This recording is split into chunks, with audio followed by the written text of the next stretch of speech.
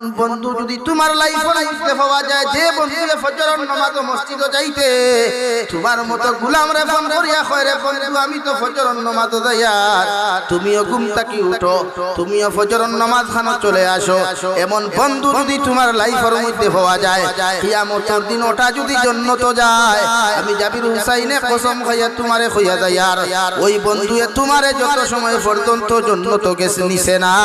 কত সময় সেও জান্নাত যাইতো নাই সুবহানাল্লাহ।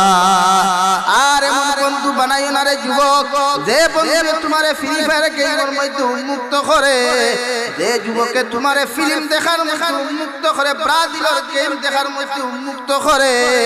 ওই যুবকটা যদি কিয়ামতের ময়দানে জাহান্নামে চলে যায় তোমার মতো যুবক আর যুবতী যত নামাজি হও যত দিনদার হও যত মুত্তাকি হও না কেন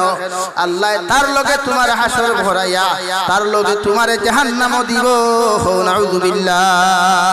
আল্লাহ কি জমিনে এমন বন্ধু বানাও যেমন হযরতে আবু বকরের বন্ধু বানিয়েছেন বিশ্ব নবীরে যে বিশ্ব নবীয়ে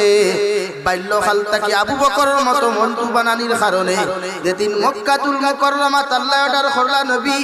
13 বছর পর্যন্ত মক্কাতুল মুকাররমাত মেহনত করলাই